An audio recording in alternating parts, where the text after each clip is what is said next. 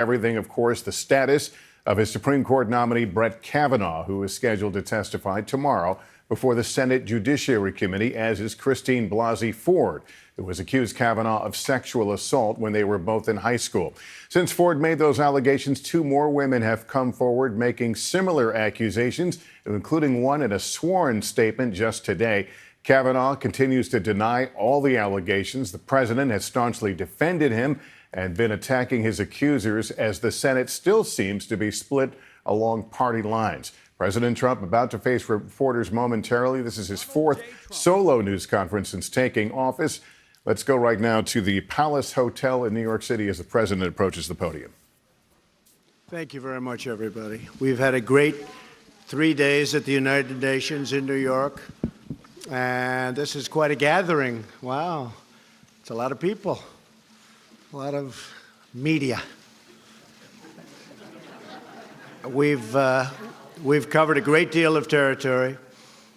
Just left, as you know, Prime Minister Abe of Japan. We're starting trade talks with Japan.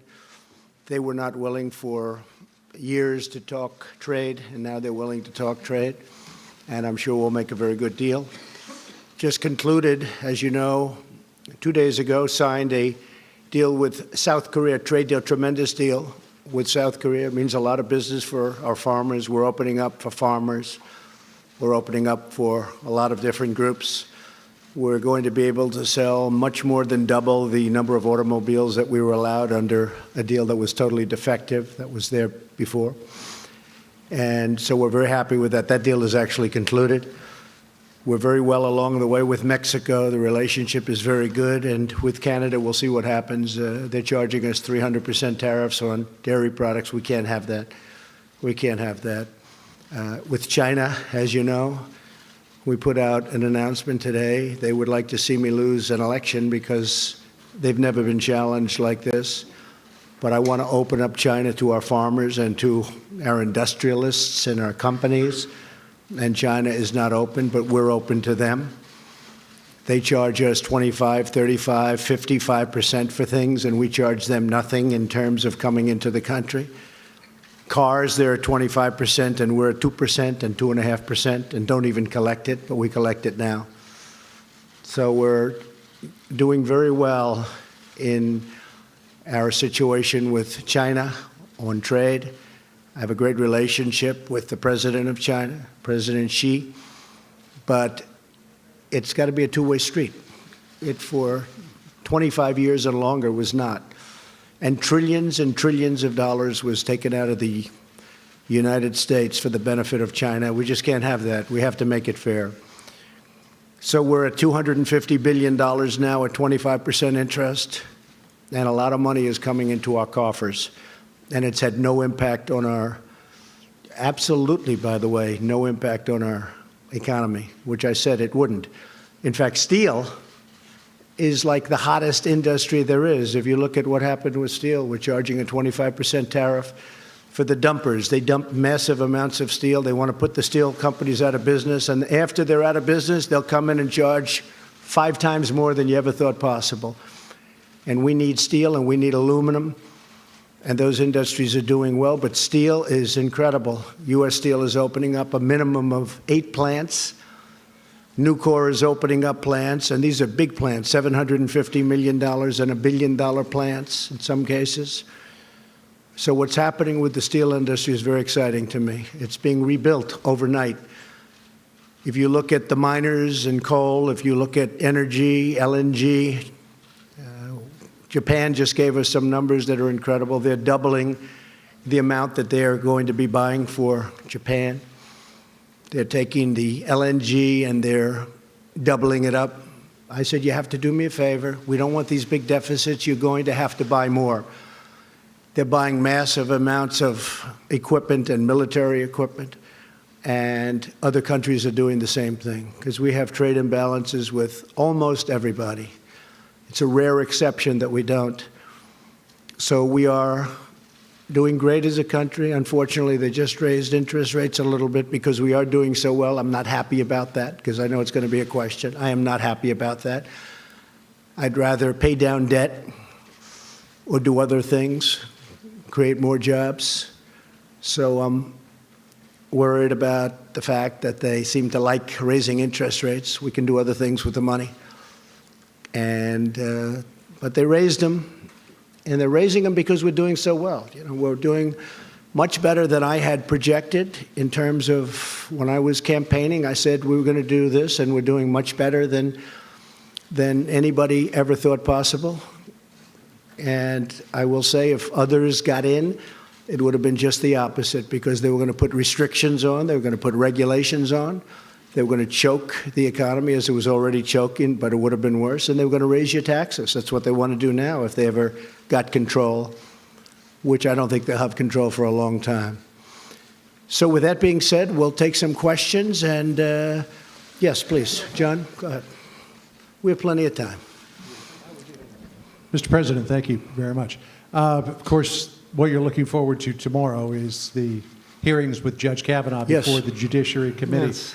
In 1991, when Joe Biden passed along to the Bush 41 White House the allegations that Anita Hill had raised against Clarence Thomas, the Bush White House asked the FBI to look into it as part of Judge Thomas's background investigation. Not a criminal investigation, but the background investigation. Right. When these allegations were raised, why didn't this White House do the same thing? And with all of the allegations that are coming out now about Judge Kavanaugh, was there an opportunity missed here to have investigators look into this and get some sort of clarity one way or the other? Well, the FBI told us they've investigated Judge Kavanaugh 6 times, 5 times, many times over the years. They know him very well. But here there was nothing to investigate from at least one standpoint. They didn't know the location. They didn't know the time. They didn't know the year. They didn't know anything. And it's like, where do you go? Also, it's not for the FBI. If you look at what Joe Biden said, he said they don't do this. And he said it very clearly. So I think when you really look at it all, it's not going to change any of the Democrats' minds. They're obstructionists. They're actually con artists, because they know how quality this man is, and they've destroyed a man's reputation, and they want to destroy it even more. And I think people are going to see that in the midterms, what they've done to this family, what they've done to these children, these beautiful children of his, and what they've done to his wife. And they know it's a big, fat con job. And they go into a room, and I guarantee you, they laugh like hell at what they pulled off on you and on the public. They laugh like hell.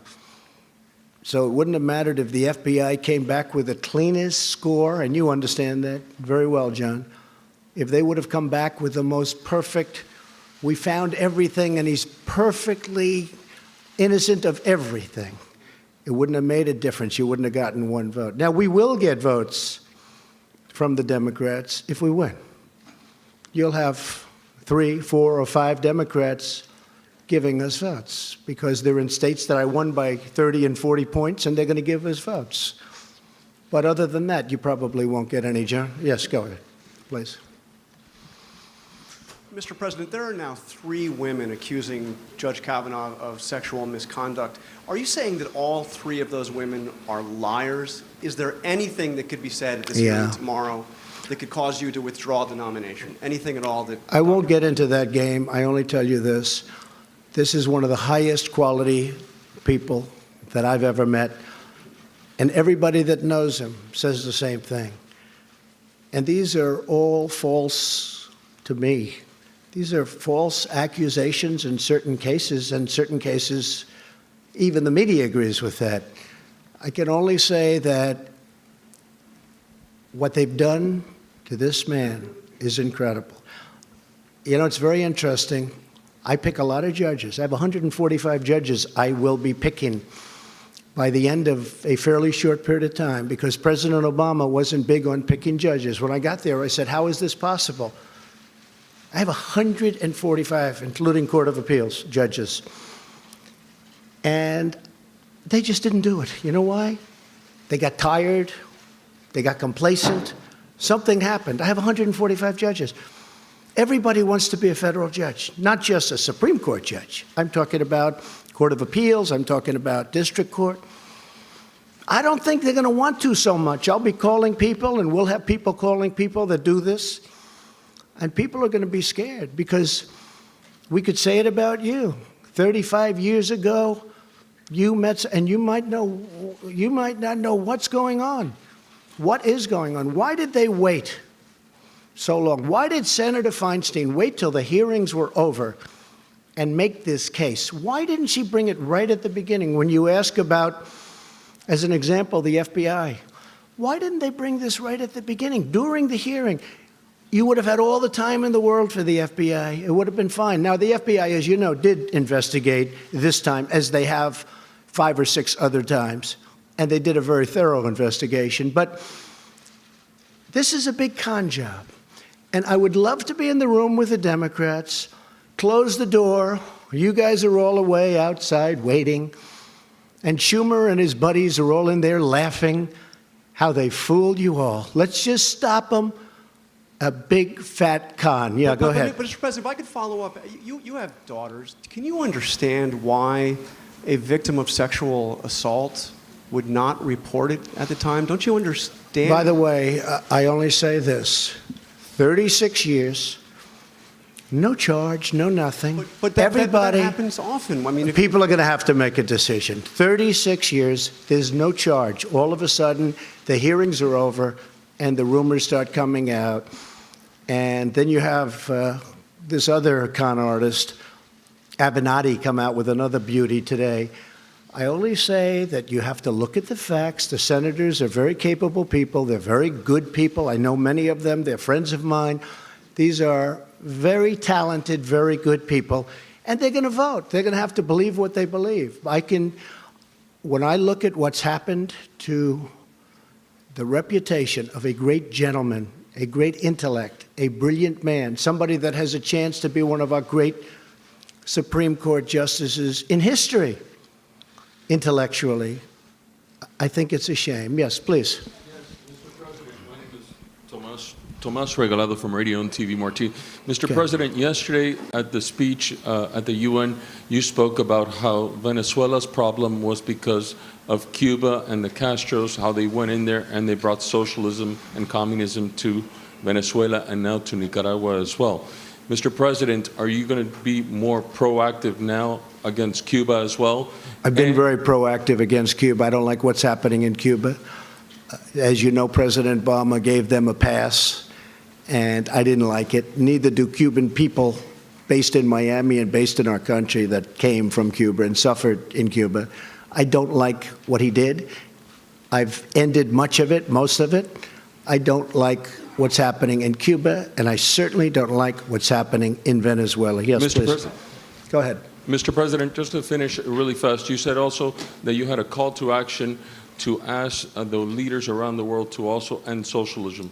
Would you like to be recognized as a Well, I wouldn't say that socialism has been working really well around the world. Okay, you can take a look at Venezuela as your number one, I guess the one that's most obvious. But you take a look around the world, socialism is not exactly riding high. Please. Thank you, Mr. President. Go ahead. Thank you very much. If you don't mind, after I'm finished, if Ouija or Hallie or Vivian or one of our female colleagues could go after me, that would be great. Mr. President, just to follow up on these allegations against Brett Kavanaugh. What does he mean by that? Explain. What does that mean? I think it would be great if a female What does it mean? reporter... No, what does it mean? It would be great if a female reporter would ask you a question about this issue. So if you don't mind... I wouldn't mind that at all, no. Wouldn't mind it at all. All right, well, let me... if I could Wouldn't make follow any up. difference to me. All right. Go ahead. If I could follow up on John and John's question, why is it, Mr. President, that you always seem to side with the accused and not the accuser? You have 3 women here who are all making allegations, who are all asking that their stories be heard. And, you know, if you look at the case of Roy Moore, if you look at the case of one of your staffers, you seem to time and again side with the accused and not the accuser. Is that because of the many allegations that you've had made against you over the years? Well, first of all, I wasn't happy with Roy Moore. Let's get that straight. But Roy Moore was a Republican candidate, and I would have rather had a Republican candidate win. I was very happy with Luther Strange, who was a terrific man from Alabama, but Luther Strange had a lot of things going against him. As far as women, whether it's a man or a woman, these are, it can happen the other way. Allegations can go the other way also. You understand that. And whether it was a man or a woman, 30 years ago, 36 years ago, in fact, they don't even know how many years ago because nobody knows what the time is. That's a long time. And I could pick, as an example, hopefully I won't have to do it as a replacement, because hopefully this is going to go very well on Thursday. It's going to go very well on Monday or Saturday or Sunday or whenever they vote. But I could pick a woman, and she could have charges made from many years ago also. But don't you And understand, I sir, would that look many at of the these, character. many of No, these what I have to accusers do. are reluctant to come forward. You've raised doubts about these accusers. Many of them. I don't think people are reluctant to forward. come forward. They're going to have a chance to speak at a. They have a major You're chance to saying speak. why Excuse 35 me. years later? They have a major chance to speak, and it will be tomorrow, I assume. We've delayed this, meaning the Republican senators, not me. The Republican senators have delayed this for weeks now. They're giving the women a major chance to speak. Now, it's possible I'll hear that and I'll say, hey, I'm changing my mind.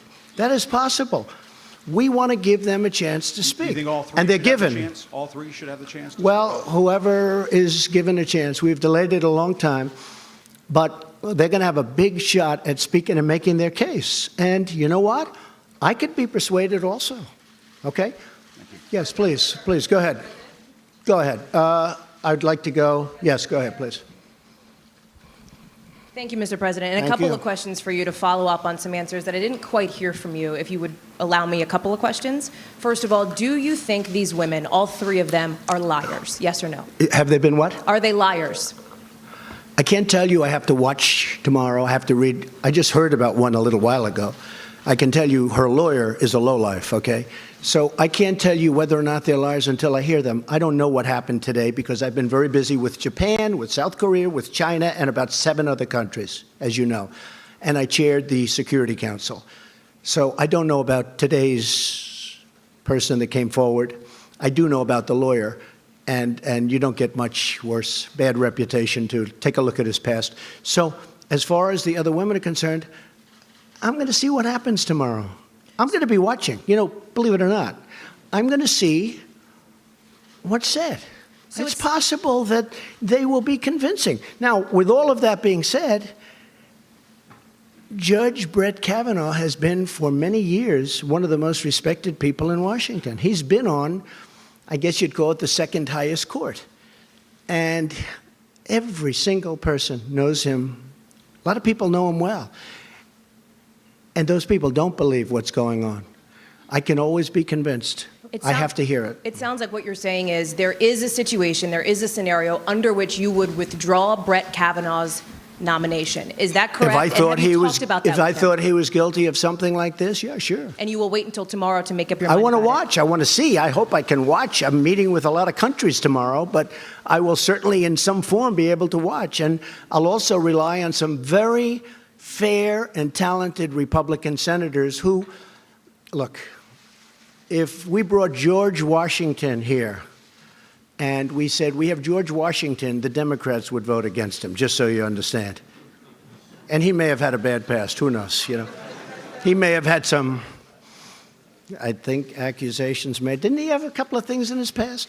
George Washington would be voted against 100% by Schumer and the con artists. I mean, 100%, 100%. So it really doesn't matter from their standpoint. That's why when John asked about the FBI, if the FBI did the most thorough investigation in the history of the FBI and they found him to be 100% perfect, he would lose every single vote. Now, if the Republicans win tomorrow, I think you're going to get some votes from the Democrats. You know why? Because we all know why, because it's called politics. Then you'll probably get some votes.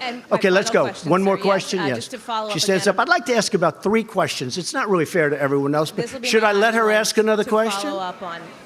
Go ahead. See? To follow up on a question that a colleague asked as well about the benefit of the doubt that you have given to people like Roy Moore, to Roger Ailes, to Bill O'Reilly, to Brett Kavanaugh. They're all men. Why is that? It's not a benefit of the Has there doubt. ever been an instance when you've given the benefit of the doubt I've known to a them, woman? Haley, I've known them for a long time. And a lot of these people, a lot of people. And some I've been disappointed with. I have been disappointed with some. Others, there are charges that are pretty weak, but I've known people for a long time. I never saw them do anything wrong. I never saw them do anything wrong. And there are some that probably I agree. I can tell you there are some that I've been watching for a long time. And in a couple of cases, they weren't Republicans. In a lot of cases, they were not. They were exactly the opposite. But I've been watching them for a long time. And I knew for a long time these were not good people, and they were never brought up. Okay, yes, ma'am, go ahead. Thank you very much, by the way. Thank you. Thank you very much, Thank Mr. you. President. When the allegations first surfaced, you initially said how important it was for Dr. Ford to testify and that you wanted to hear from her. I do. But I wish you it could have also- gone quicker. Well, you also said that if what she said were as bad as she claims, surely her or her parents would have reported it. And just today you said you would Well, have there is a pushed truth. the I mean, there is a vote. chance that her parents could have reported it 36 years ago. So my question is... It doesn't mean they had to report it, because in some instances, people keep it quiet. It's a very tough situation for a woman. There's no question about it. And in some cases, they do report it. Frankly, had they reported it, it would have been pretty amazing, wouldn't it? But I guess they didn't, and that's okay. I'm not saying they had to report it, because it's a very personal thing. It's a very big problem. There's no question about it. Go ahead. Do you want to hear her story before I'd like you to hear draw her story, yeah. conclusion, Well, we're or giving her have you time. already made up your mind? They would have given her time last week. This is the United States Senate. This is the most important position that a president can give out, I think we can say by far. I've actually heard it's the most important decision a president can make. I disagree with that. War and peace. I always say war and peace. And after that, Supreme Court justice, right? I look forward to hearing from her. We could have heard from her last week. We could have heard from her for a long time. It'll be interesting to hear what she has to say. Okay? Let me follow up on Jim's question. Mr. President, let me follow up on Jim's question that I don't think we got an answer to. Which one? Which question? How Who? have your personal experiences being accused by more than a dozen I've been accused. women of I've been sexual accused. misconduct? False accusations. Right. Excuse me. How have those... I've been accused. And I was accused by, I believe it was 4 women. You can check with Sean Hannity. You can check with Fox, because they covered it very strongly. And Who how got have paid? those Excuse me. shaped- Excuse me. I was accused by 4 or 5 women who got paid a lot of money to make up stories about me.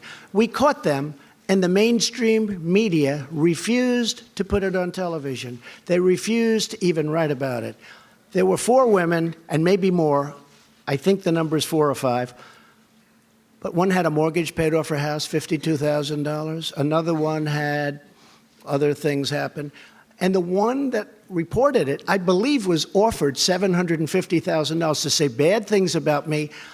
And she is the one that reported it. This woman is incredible. She reported it instead of taking the money. So I've had numerous accusations about me. Right. They made false statements about me, knowing they were false. I never met them. I never met these people. And what did they do? What did they do? They took money in order to say bad things. I've had stories written in the New York Times front page about 4 women, the whole top center front page of the New York Times. I think it was 4 big pictures. I said, wow, that's a big thing. What's that?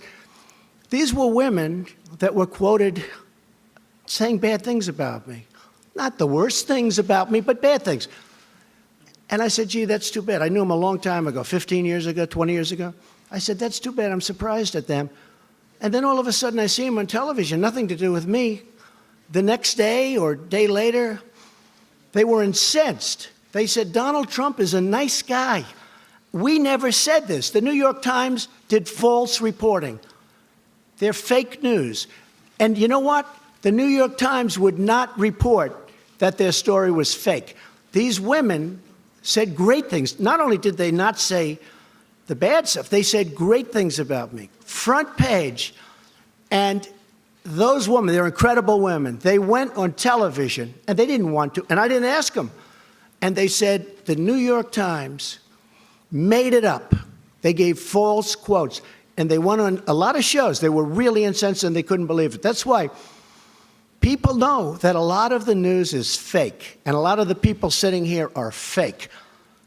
But 20% of them are wonderful, okay? If I could just actually ask ahead, my please. question, Mr. Trump. You didn't let me ask my question. You've My been asking a was- question for 10 No, minutes. You interrupted Please my sit down. question. Please, I'm go ahead. asking you, Go how ahead. did those impact your opinions on the allegations against Well, it does Judge impact my opinion. You know Kavanaugh? why? Because I've had a lot of false charges made against me. I'm a very famous person, unfortunately. I've been a famous person for a long time. But I've had a lot of false charges made against me, really false charges. I know friends that have had false charges. People want fame, they want money, they want whatever. So when I see it, I view it differently than somebody sitting home watching television where they say, oh, Judge Kavanaugh, this or that. It's happened to me many times. I've had many false charges. I had a woman sitting in an airplane, and I attacked her while people were coming onto the plane, and I have a #1 bestseller out. I mean, it was a total phony story. There are many of them. So when you say, does it affect me in terms of my thinking with respect to Judge Kavanaugh? Absolutely, because I've had it many times. And if the news would have reported these 4 people, I couldn't believe it. When I heard that they caught these 4 people, I said, wow, that's a big story. And it was for Fox. Okay.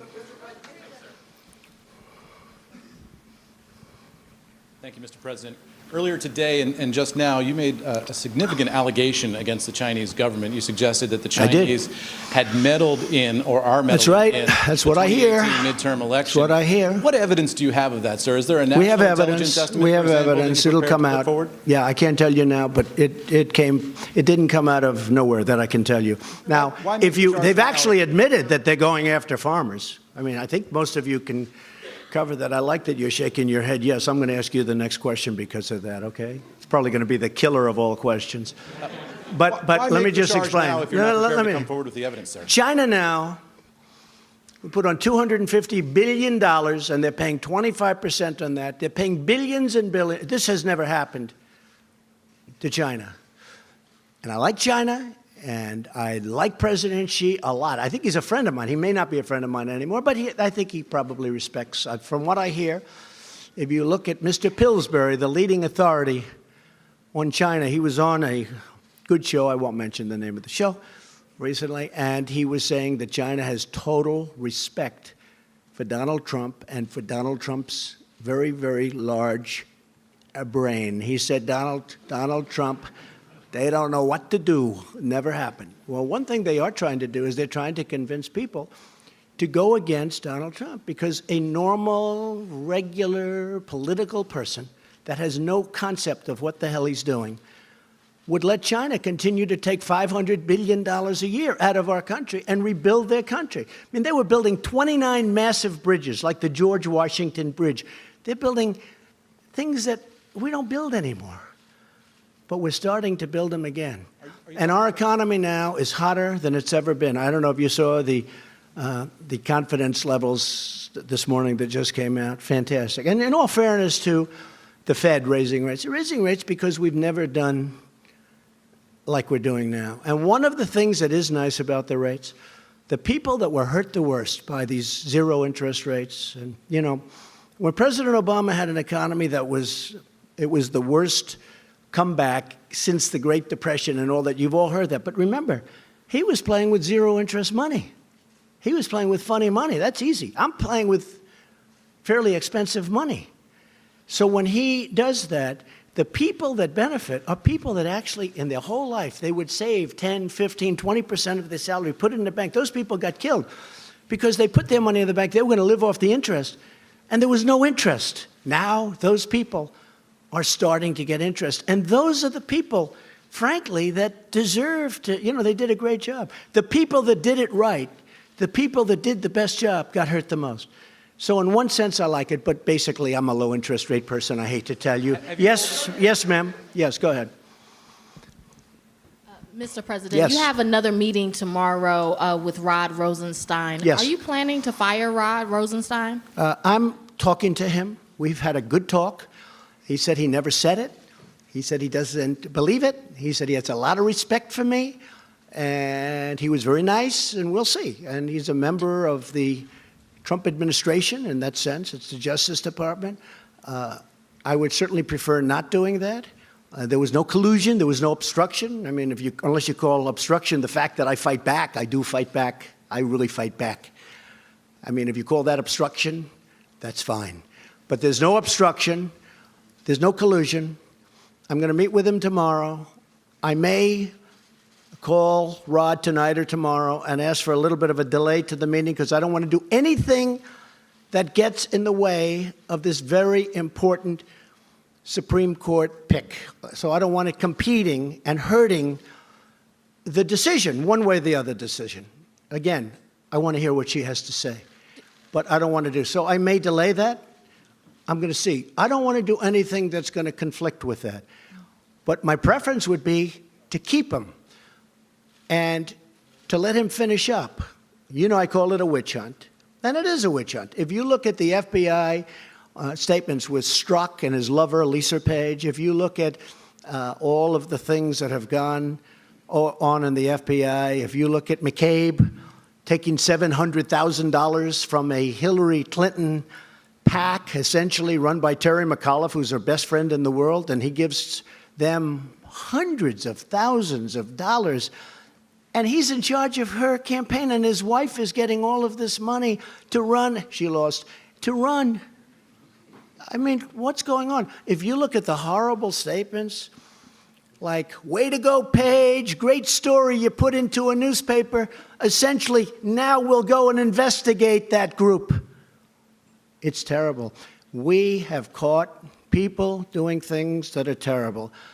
I would much prefer keeping Rod Rosenstein.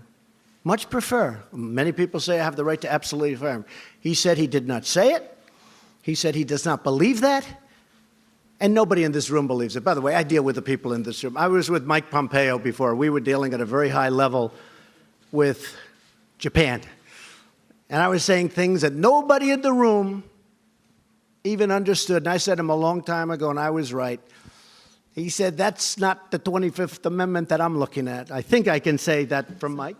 So you don't think anyone in your administration has ever discussed using the 25th Amendment against you? I don't think so. Oh, well, yeah, enemies, sure. You use within anything your you can. administration or your cabinet? You use anything they can. They're not in love with me. They're not going to beat me in the election. They know that. They're not going to beat me. The people that I'm looking at are total lightweights. I dream of running against those people. Maybe they'll come up with somebody that's not. They're not going to beat me. I'm against what they want to do. I'm in favor of law enforcement. I'm in favor of safety and security and low taxes. I want low taxes.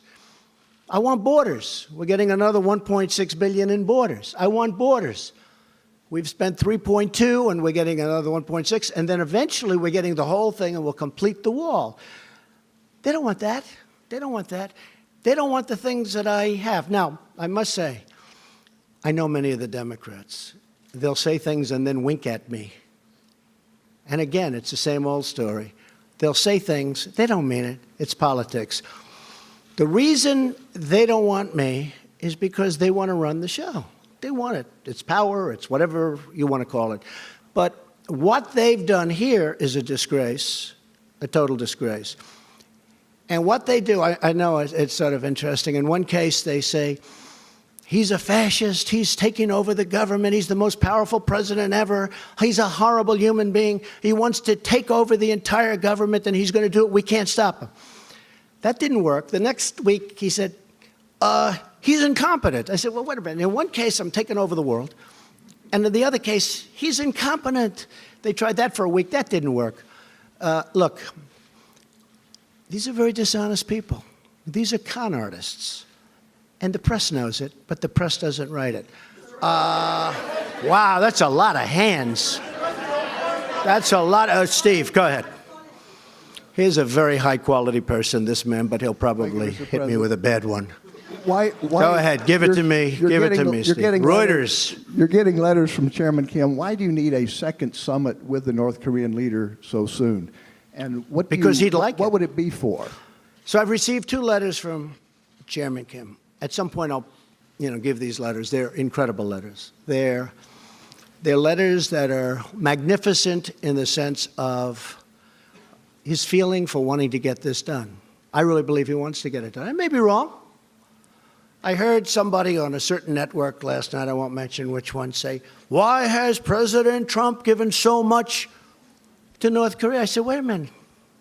I asked Sarah Huckabee, please call this person. I gave him nothing other than I met. What did I give him? I didn't do what Obama did, give him $1.8 billion in cash to get back 4 hostages. I got back our hostages. I never paid them anything. I haven't paid them 10 cents. But he wants to make a deal, and I'd like to make a deal. We actually have a very good relationship together, a lot different than the last time we was at the United Nations. That was a little bit rough. Don't forget, that time, they said, oh, Trump is saying these horrible things. He's going to get us into a war. You're going to have a war. If I wasn't elected, you'd be in a war. And President Obama essentially said the same thing. He was ready to go to war. You would have had a war and you would have lost millions, not thousands. You would have lost millions of people. Seoul has 30 million people, 40 miles and 30 miles from this very dangerous border. If I wasn't elected, you would have had a war. President Obama thought you had to go to war. You know how close he was to pressing the trigger for war? Millions of people. With me, nobody's talking about that. Nobody's talking about that. We have a very good relationship. He likes me, I like him, we get along. He wrote me 2 of the most beautiful letters. When I showed one of the letters, just one, to Prime Minister Abiy, he said, this is actually a groundbreaking letter. This is an incredible, this is a historic letter. And it is a historic letter. It's a beautiful piece of art. And I think we're going to make a deal. Will we make a deal, Steve? I don't really know. But I think we're going to. In the meantime, and I've said it, I don't want to bore you, no rockets, no missiles, no nuclear tests, for over a year. Well, you haven't seen. Before I got here, everybody in this room thought you were going to war. And then what happened, it was funny. They said he was terrible. He was so rough with Chairman Kim Jong-un. He was so rough. It's terrible. He's going to cause. Well, I had a great meeting with President Putin. And on that one, they said, he was too soft with President Putin. I had a great meeting with President. It lasted for 2 hours. We discussed everything. Ukraine, Syria, Israel and Israel's protection. We had a great meeting. They wanted me to end up in a boxing match. And you know what? If I was killer tough with President Putin, they would have said, he was too tough. You can't win with these people, but you just keep going. In the meantime, we're doing well. Go ahead. So how long do you think it should take North Korea to denuclearize? I don't know. I don't want to get into estimates of 1 year. Steve, I don't want to get into the time game. You know why? I told Mike Pompeo, I said, Mike, don't get into the time game. We stopped them. They're taking down plants. They're taking down a lot of different testing areas. They're going to take down some more. You'll be hearing about that very soon. I don't want to go ahead of myself, but you'll be hearing about it soon. They have no interest right now in testing nuclear. We had a case just about when I was coming into office, you'll remember it, where there was a massive, they thought it was an earthquake. A mountain moved over 1.5 inches. We're talking about mountains. North Korea is very mountainous, beautiful land, beautiful. This mountain actually shifted. It shifted. And somebody thought it was an earthquake. And then they found out, no, this was nuclear testing. Shifted a mountain. I'm talking about serious stuff, serious size. When I came in, and certainly before I came in, and even at the beginning of mine, because when I was having rhetorical contests, really, I guess you could call it, with Chairman Kim, which we both smile at now and we laugh at, but everybody thought that was a horrible thing. We've had many presidents who were unable to do anything at all with North Korea. We now have a good relationship. We have a good relationship. And most importantly, all of the things that you've been hearing about, the horror stories, in my opinion, they're gone. Now, could they start up again? Yes. I'm a deal guy. Could they start? Yeah. Could be that we don't work it out. I think, I have it right here. I think that what we've done behind the scenes, which nobody really knows about, and I don't blame you for not knowing about, personal letters, private letters, but saying they want to get it done. We know much more than the media for a change, much more. But if you saw what's going on behind the scenes, I think you'd be very impressed. We were a country going to war. I really believe that President Obama would admit that he said it's by far his biggest problem. When I sat with him prior to going into office, he said to me that's by far the biggest problem. And he said to me that he was very close to going into war. And millions of people, not, they say, oh, thousands of people. No, not thousands. Millions of people would have been killed. And that could have left, you're right next to China, you're right. That could have been a world war very easily. Right now, we're in a great position. I don't want to play the time game. I told Mike Pompeo, don't let them do that to you. I haven't given anything. And all of a sudden, we got back, it was a few weeks ago. I think we were back like 2.5 months from the summit, which was a great success. And people are screaming, what's taking so long? I said, oh, I get it. You got to understand the media. I've been dealing with the media all my life, too much. Too much.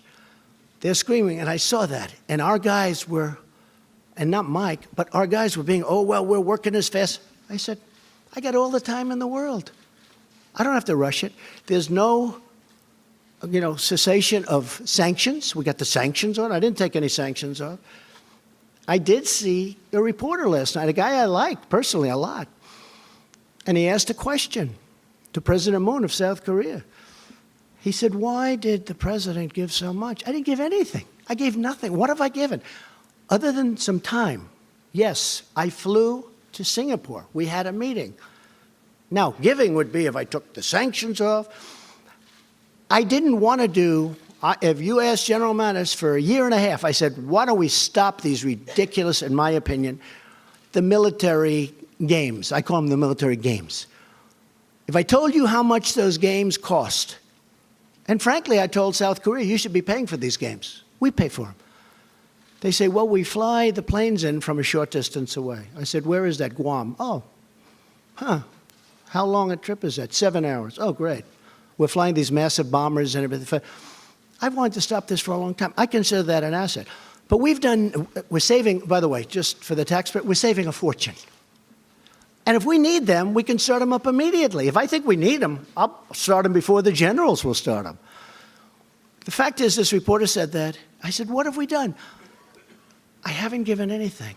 And we're really onto the cusp. I think we're really going to do something that's going to be very important. But we're not playing the time game. If it takes 2 years, 3 years, or 5 months, doesn't matter. There's no nuclear testing, and there's no testing of rockets. Yes, ma'am, go ahead. Go ahead, please. This is the one that was nodding with every nice thing I said. So watch this question. It's a habit of mine. Hannah Thomas-Peter from Sky News. You're with who? Hannah Thomas-Peter from Sky News. Okay, good. Sky News. Thank you, Mr. President. Congratulations on the purchase. Nothing to do with me. I hope you benefited. Go ahead. Are you at all concerned at the message that has been being sent to the women who are watching this when you use language like con job in relation to allegations I've used of much sexual worse assault? language in my life than con job. That's like probably the nicest phrase I've ever used. I mean, con job. It is. It's a con job.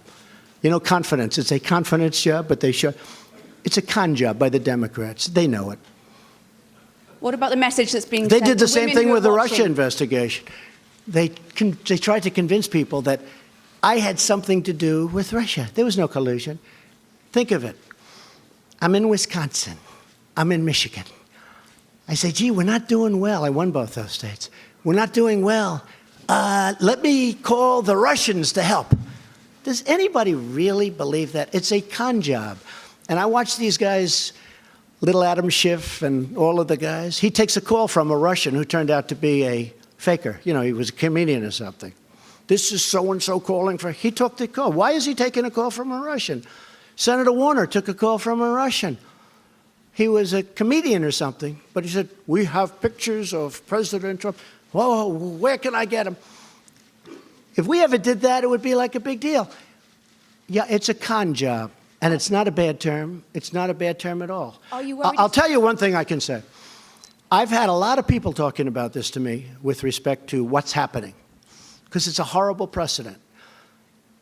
I'm going to have to get other judges and other Supreme Court judges, possibly. I could have a lot of Supreme Court judges, more than 2. And when I called up Brett Kavanaugh, spoke to him and his family, and told them that I chose them, they were so happy and so honored. It was as though, I mean, the biggest thing that's ever happened, and I understand that, U.S. Supreme Court. I don't want to be in a position where people say, no thanks, I don't want to, you know. I spoke to somebody 38 years ago, and it may not be good. We have a country to run. We want the best talent in the world. But I'll tell you this, the people that have complained to me about it the most, about what's happening, are women. Women are very angry. You know, I got 52% with women. Everyone said this couldn't happen, 52%. Women are so angry. And I frankly think that they like what the Republicans are doing, but I think they would have liked to have seen it go a lot faster. But give them their day in court. Let her have her day in court. Let somebody else have a day in court. But the ones that I find, I mean, I have men that don't like it, but I have women that are incensed at what's going on. I've always said women are smarter than men. I've said that a lot, and I mean it. But women are incensed at what's going on. Yes, go ahead. Go ahead in the back. Who are you, or where are you from? Me? Yeah, you. Guy looks like he's shocked. That's not. This is going to be not good. It's going to be good, The guy sir. looks totally like stunned. Have you ever been picked before for a question? Yes, sir, but not from President of the Go United ahead. States. Go ahead. Give me a question. Thank you very much. My name is Majid Gili from Rudao Media Network. I want to, sir, ask you, you always talk about... Excuse me, you said where? From where? Rudao Media Network from Kurdistan region, north Okay. of Iraq. I'm a Kurd. Good. Good. Sir, Great people. thank you, sir. Great Mr. people. Mr. President, Thank you. I wanna, Are you a Kurd? Mr. President, Good. They're Mr. great President- people. They're great fighters. I like them a lot. Let's go. I like this Mr. question President, so far. you always say you support your allies. Kurds right now, after the defeat of ISIS, are under a lot of pressure in Syria and in Iraq by many adversaries. It's true. What will you do to elevate their position, to support them, in order after they help the United States to defeat ISIS? Well, we are helping them a lot, and we've been very friendly with them. And as you know, we've fought side by side. And we have defeated ISIS, essentially, a very short while ago in the Middle East. And we did it with a lot of help from the Kurds. And they're great fighters. You know, some people are great fighters and some people aren't. The Kurds are great fighters, and they're great, great people. And we're discussing that situation exactly right now. What will you do to support them, sir? Well, I'm just telling you, we're going to be discussing that situation. We have already started discussing that situation, but we have had tremendous support from the Kurds in defeating ISIS. And okay? about Syria, sir, in your speech you did not mention... Yes. Go. Uh-oh. You don't need it. Mr. President, Susan Lee from Fox Business. Did you reject a one-on-one meeting with the Canadian Prime Minister Justin Trudeau? Yeah, I did. Why? Because his tariffs are too high and he doesn't seem to want to move, and I've told him forget about it. And frankly, we're thinking about just taxing cars coming in from Canada. That's the mother lode. That's the big one. We're very unhappy with the negotiations and the negotiating style of Canada. We don't like their representative very much. They've taken advantage. I love Canada, by the way. I have so many friends. I have everybody. It's so many friends. But that has nothing to do with this. I'm representing the United States. Mexico was totally, I mean, they were great. By the way, the new president has been great. The deal is done. Now it has to go through Congress, and, you know, a lot of things have to happen. But we've done, Bob Lighthizer, who's here someplace. Where's Bob? Bob Lighthizer has done a great job of negotiating, as they have. But the deal is done. It's up to Congress. But Canada has treated us very badly. They've treated our farmers in Wisconsin and New York State and a lot of other states very badly. Dairy products, 300%. 300%. How do you sell a dairy product at 300%? The answer is you don't. What it is a barrier. It's basically they're saying, we don't have any barriers. By the way, it's 300%, so you don't send it in because you can't compete.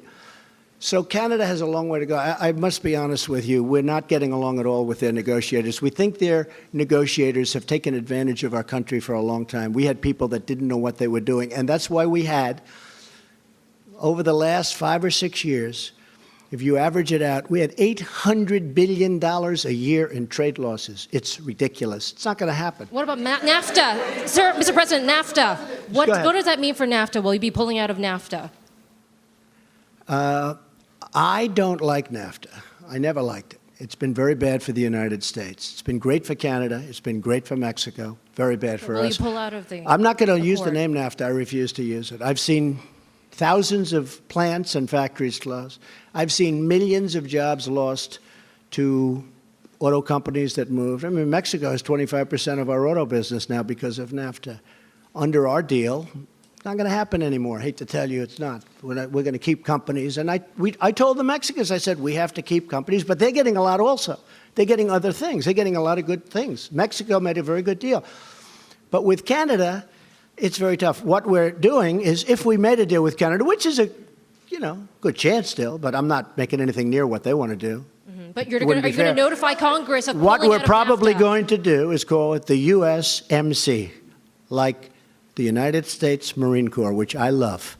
General Kelly likes it even more. Where's General Kelly? He likes that. USMC, which would be US, Mexico, Canada. But it'll probably or possibly be just USM.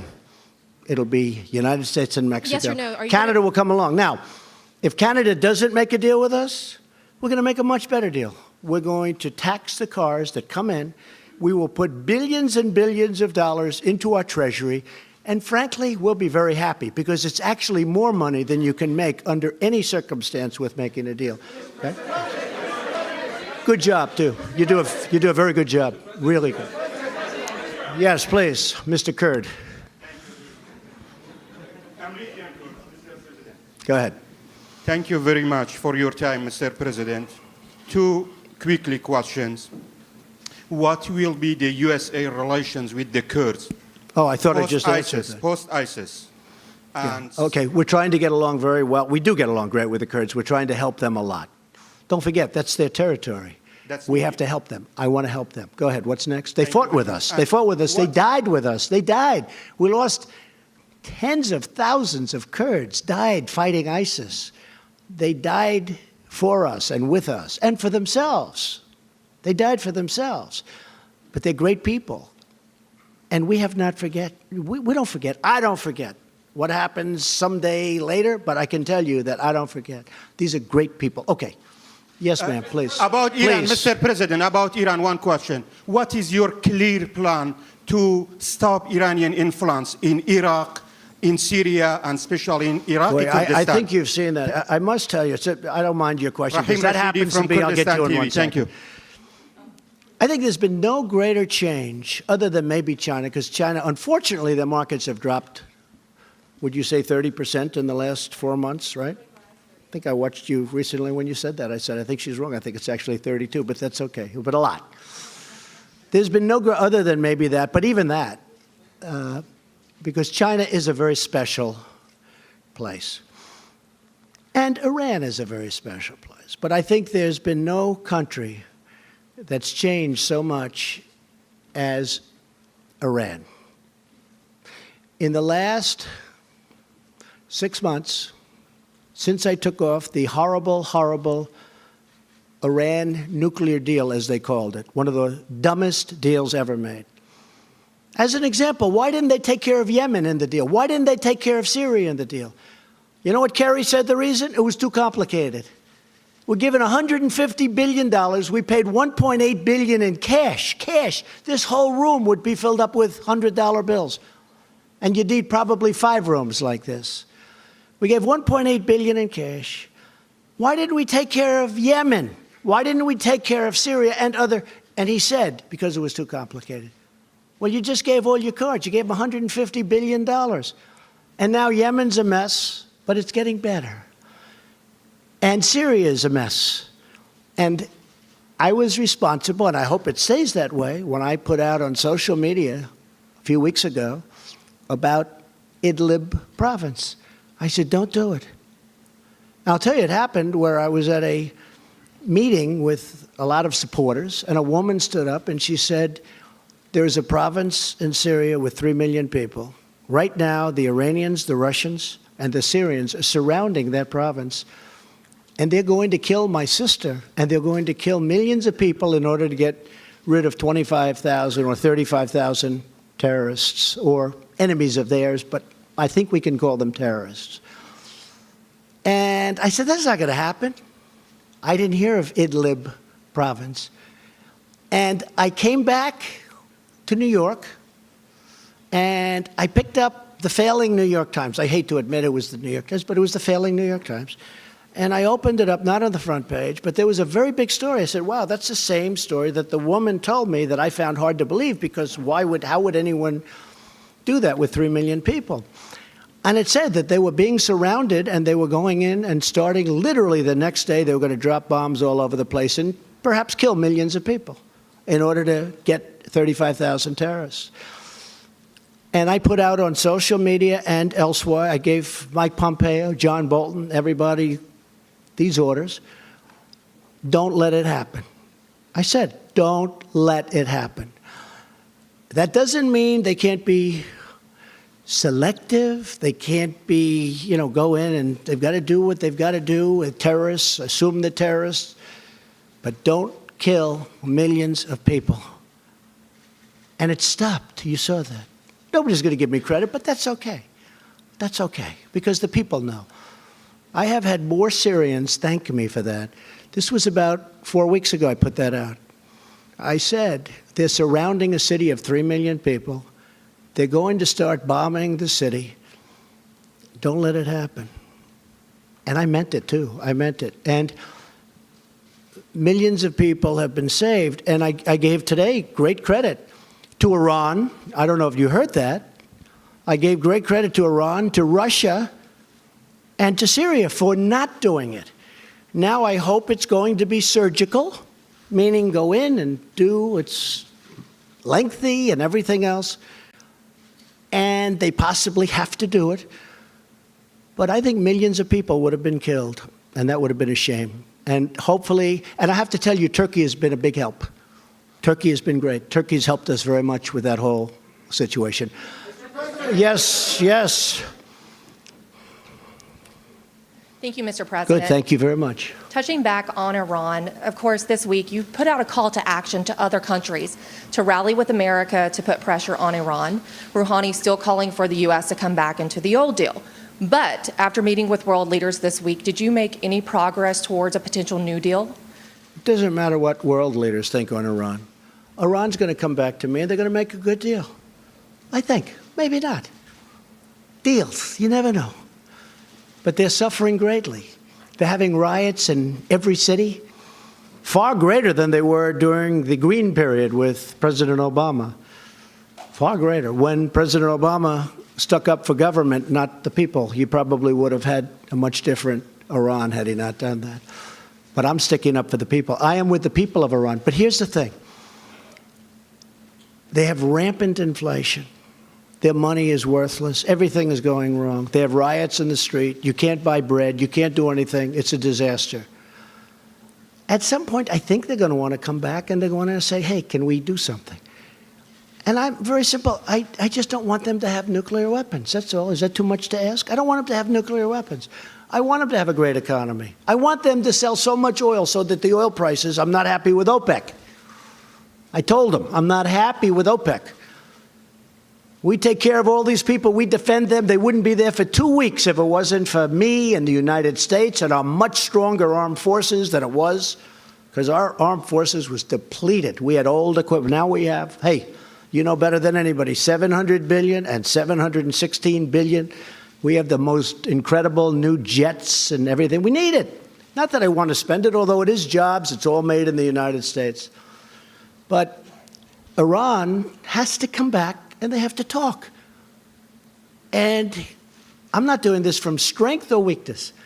I'm just saying at some point I think they're going to have to come back. If you look at what's going on, companies are leaving left and right. Mercedes-Benz just left. They're all leaving. They don't want to be in Iran.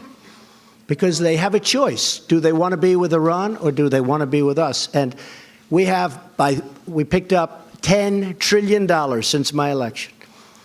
We were being caught by China. Now it's going the other way. People can't believe it. People have never seen this situation with China. Everything's always been for 20 years, oh, China's so great, China's so great.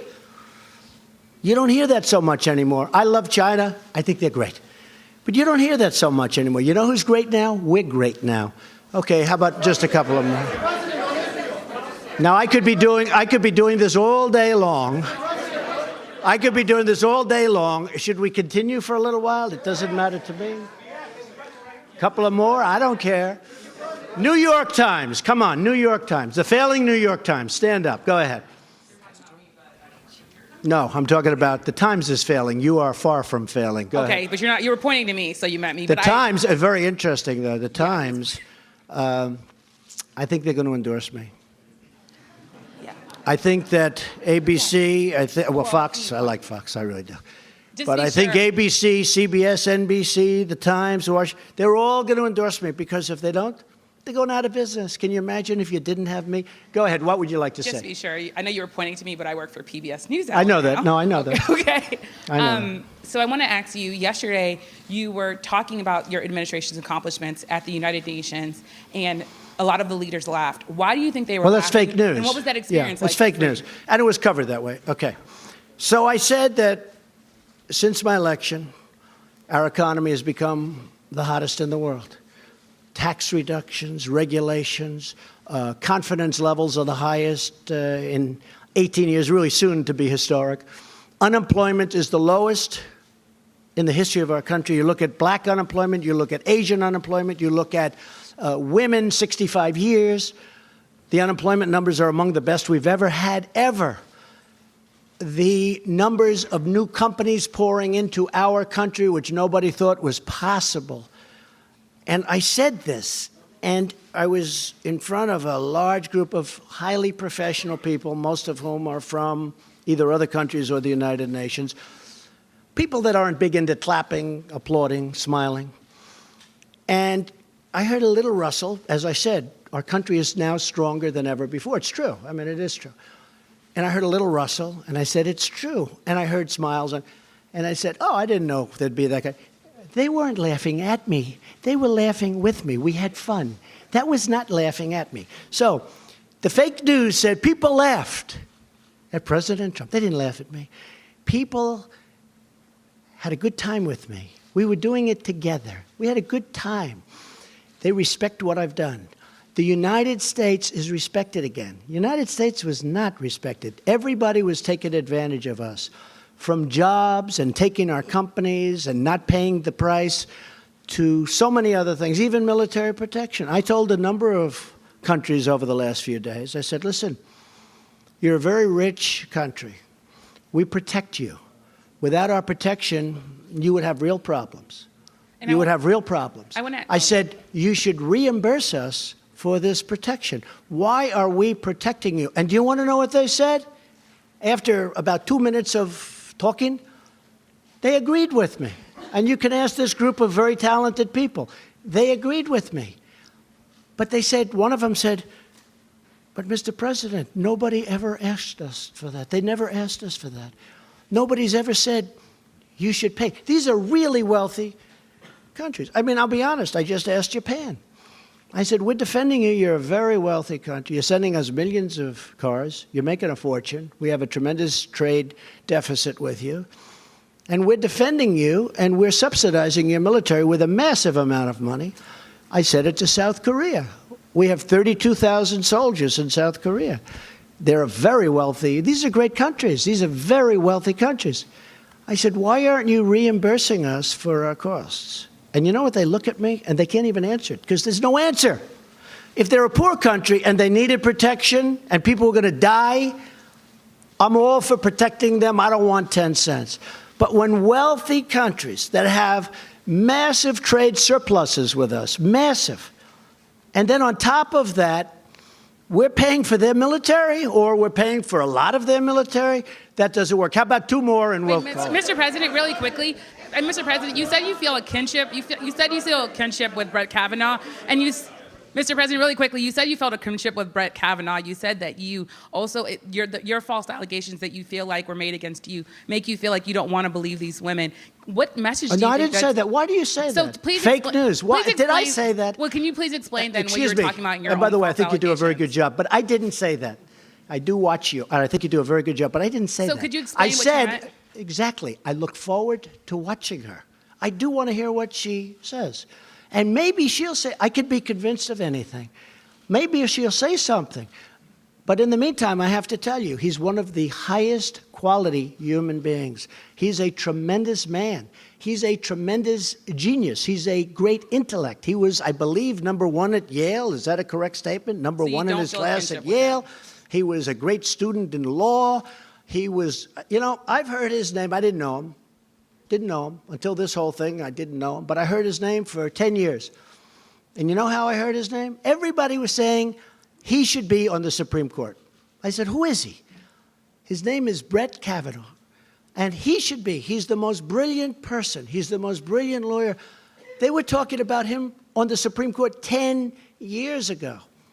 With all of that, I want to hear what she has to say. You said that you don't feel, but you said that you feel like there have been numerous false allegations against you, and that because I've of had that, many you false. understand what he means. I've what he's had going many through. false statements against me, and if the press would have reported, I would have been very happy. I think John Roberts would tell you that you covered the story where the women were paid to say bad things about me.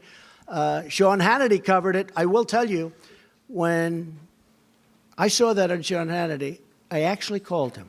Believe it or not, I don't speak to him very much, but I respect him. I called him. I said, this is the biggest story. This is a big, big story. He agreed with me.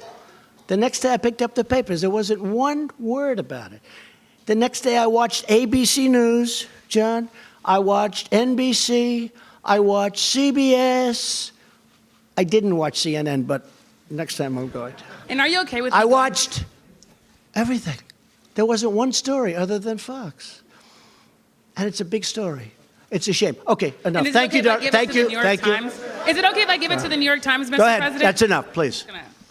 Good job. Good job. Mr. President, could I ask a question since I am from the New York Mr. Times President. before this gentleman? Since you're where? Since you're where? I'm actually from the New York Times. Yamiche is my former colleague, and we miss her. But I was hoping I could don't ask blame a you, question. but I'll let you do it after he does. Is that okay? That's I will do perfectly that. well. In honor of a paper I once loved. Thank you.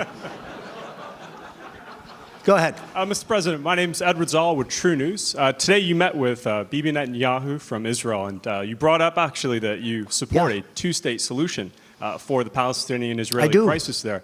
Can you give us any more preview of what this great deal, the peace deal? Well, I'd love to Dr. be able to Rose make a deal with the Israelis and the Palestinians. You know, my whole life I was told that's the toughest deal. And I disagree. I think health care is probably tougher. Okay, you want to know the truth. But it is tough.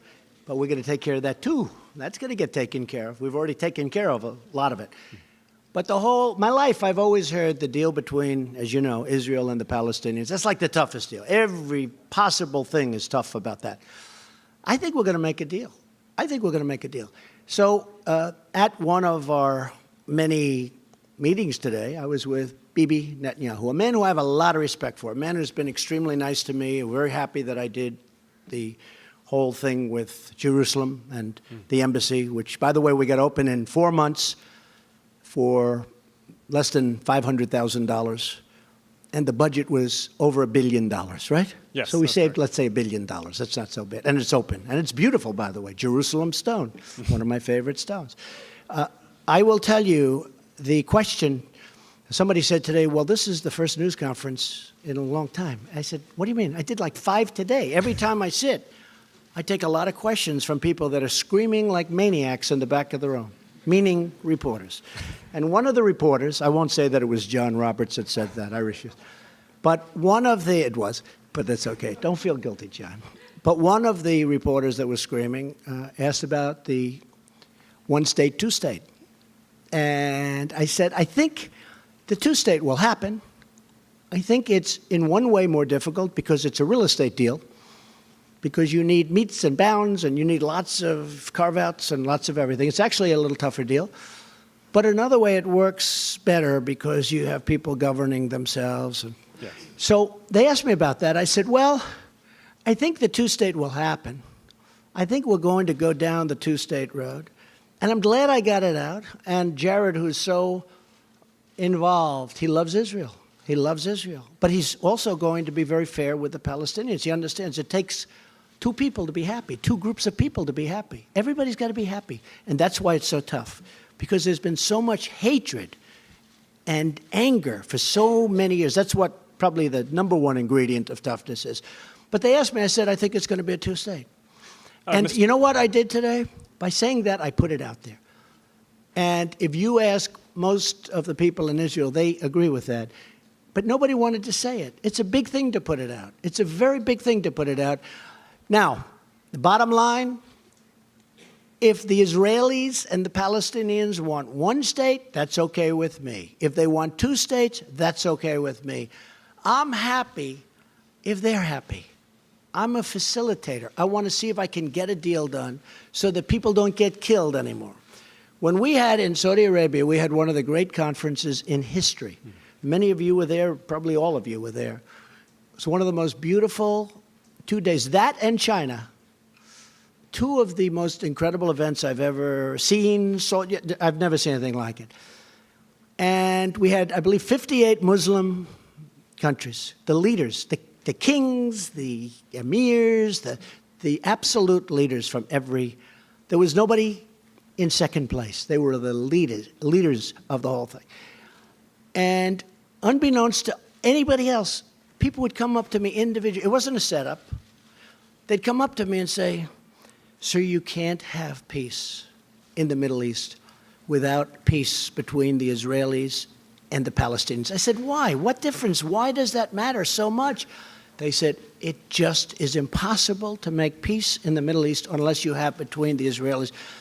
So I heard that from one, the king of Saudi Arabia, who's a great guy, King Solomon. And then somebody else came up. And he wasn't told, "Oh, go up and say it." I know where they're coming from. And I must have had 12 leaders say it, and they just said it. And I started to realize that peace between Israel and the Palestinians for the Middle East is a very important thing, and we're trying very hard to get it. I think probably two-state is more likely, but you know what? If they do a single, if they do a double, I'm okay with it if they're both happy. If they're both happy, I'm okay with either. I think the two-state is more likely. Okay, how about one? Go ahead. New York Times? New York Times? Okay. Thank you, sir. I would have gotten a bad story in the New York Times, but I will anyway, so I guess it doesn't matter. We'll do you after that, and then we'll call it quits. We're kind of thriving, not failing these days. You're doing very well. Yeah. Say thank you, Mr. Trump. I think I'll stop short of that. I wonder how you do. You know, all my life I've had very few stories, but I've had some on the front page of the New York Times. Now I think I average about 3 or 4 a day, right? That is and true. of the 3 or 4, they're all negative. No matter what I do, they're negative. But you know what? That's okay. I still love the paper. Go ahead. I wanted to come back to China because I think what you announced today was really important. I agree. You talk about this friendship you have with Xi Jinping.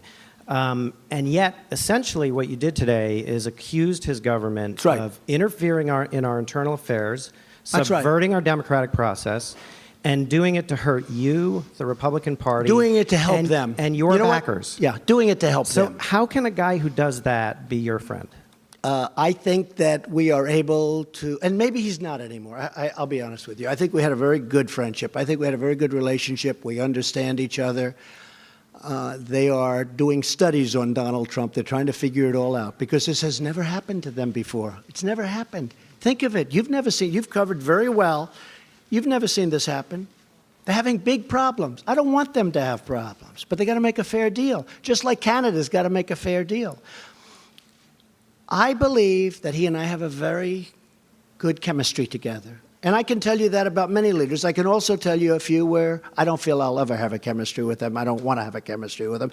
And for those people, I'll have Pompeo, Nikki, Bolton, Jared. I can go our general, I'll have our general, or if they can't do it, I'll have Sarah Huckabee do it, right? But for the most part, I have very good with Prime Minister Abiy. Very good with President Moon. By the way, what President Moon said last night, I know you won't report it, but Bret Baier interviewed him last night, and he asked him about me. I can't say because you would say I'm too braggadocious. But what he said about me last night was an unbelievable thing. Couldn't have happened without President Trump, and it never would happen without President Trump, and nobody else could do it. You'll take a look. But I will tell you, China is very special, very special. They're incredible people. It's an incredible country. What they've done is unbelievable. And it all started with the WTO. It was a defective deal. And it all started without the WTO. China is not China as we know it today. And then it started also by our people that are standing right in this position, that are in the Oval Office, another way of saying it, allowed them to get away with murder, allowed a lot of countries to get away with murder. I think we still probably have a very good relationship. But you know what? In honor of you, I will tomorrow make a call to him. Say, hey, how you doing? Okay? You don't mind paying billions of dollars a month? I just have two small follow-ups. One is, how would you compare the level of interference you see today from the Chinese to what Russia did in 2016? Well, I think it's different. If you look at the Des Moines Register, they have ads that are made to look like editorials saying about, oh, you got to stop Trump, you got to stop him, you got to vote against him. My farmers are so incredible. These are patriots. You know, on a network that doesn't like me very much, which is most of them, but a network that doesn't really treat me very good, they interviewed farmers. And they got hurt because, you know, all of a sudden China stops buying. By the way, they've started buying again. I don't know if you've noticed. And soybeans are going up and things are going up. And we've had very little hurt from what I've done. In fact, the markets have gone up and the farmers are going to do great. But ultimately, they had farmers. And these guys are amazing. I love them. And they voted for me and they love me. And they said, we don't care if we get hurt. He's doing the right thing. And you know, a lot of people, it's a complex game. A lot of people don't know exactly what it is. They don't know how to define tariff. They don't know it is really different than a tax, although it's getting close. But they know that for the first time in many, many years, they have a president that's fighting for them, that's not letting their jobs be taken to other countries, that's not allowing the kind of abuse that when you look at what happened as an example with NAFTA, and for years, because it was never changed. NAFTA was a defective deal the day it was signed. You know why? Because they had a VAT tax of 17%, and nobody from this country knew that. And by the time they found out, which was about a week later, nobody went and changed it. So you went many years, and they never changed it. There was a VAT tax that Mexico got. So we were 17 or 16 points behind before we even started. NAFTA was a horrible thing. So the farmers, and by the way, the steel workers, you know, I stopped the dumping. The dumping was horrible. And now if they want to dump, that's okay, but they've got to pay the United States of America 25% on everything they dump. That's okay. But as I told you before, steel is doing phenomenally well. But the farmers say, this man's fighting for us. No president has ever fought for us before. And you really have to study what's happened over the 15 years with the farmers. The farmers have been decimated over a 15-year period. They've been decimated. The farmers are going to come out great. These are great people. They're great, great patriots. I think we should finish with that one. Is that okay? Okay. Go ahead. Let's go. Fast. Sure. Always like to finish with a good one. Elton John said, when you hit that last tune and it's good, don't go back. Well, let me ask you. Have you ever seen? They do great, they're great. They hit the last tune, everyone goes crazy. Then they go back for an encore, right? And they don't hit it. And they leave, everyone leaves. They said, that wasn't a very good concert, was it? Let's go. Well, I'll ask you one final question. Don't make me wrong, go ahead. Ahead of tomorrow's hearing. Because you were asked earlier in the news conference by Say it again. About the hearing tomorrow. You were asked earlier in the news conference by my friend from Sky News about the message that you are sending to the women of the country. Right. What about the message that you may be sending to young men? You're a father. What does this moment that we're in, the cultural moment? It's a very big cultural moment. Right. So what messages do you have for the young men of America? You're right. I think it's a great question. This is a very big moment for our country. Because you have a man who's very outstanding, but he's got very strong charges against him. probably charges that nobody's going to be able to prove. So I could have you chosen for a position. I could have you or you, anybody. And somebody could say things, and it's happened to me many times, where false statements are made. And honestly, nobody knows who to believe. I could pick another Supreme Court justice. I could pick another one, another one, another one. This could go on forever. Somebody could come and say 30 years ago, 25 years ago, 10 years ago, 5 years ago, he did a horrible thing to me. He did this, he did that, he did that. And honestly, it's a very dangerous period in our country. And it's being perpetrated by some very evil people. Some of them are Democrats, I must say, because some of them know that this is just a game that they're playing. It's a con game. It's at the highest level. We're talking about the United States Supreme Court. This can go on forever. I can pick 5 other people. At a certain point, people are going to say, no, thank you. This is the most coveted job probably in the world. And you know what? I would honestly say, because I interviewed great people for this job. He's great. But I interviewed other great people for this job. I could conceivably imagine going to one of them and saying, it's too bad what happened to this wonderful man, but I'm going to choose you, number 2. I want you to go. And I could conceivably be turned down by somebody that desperately wanted this job 2 months ago. So this is beyond Supreme Court. Right. There's nothing beyond Supreme Court. This is beyond Supreme Court. This is everything to do with our country. When you are guilty until proven innocent, it's just not supposed to be that way. Always I heard, you're innocent until proven guilty. I've heard this for so long, and it's such a beautiful phrase. In this case, you're guilty until proven innocent. I think that is a very, very dangerous standard for our country. With that being said, I look forward to what she has to say. I also look very forward to what Judge Kavanaugh has to say. I think it's going to be a very, very important day in the history of our country. And I want to thank you all. Sir, we'll do it again. The message to young men, sir. Thank you young very men, much. young teenage Thank you very men. much. Nothing to say, sir.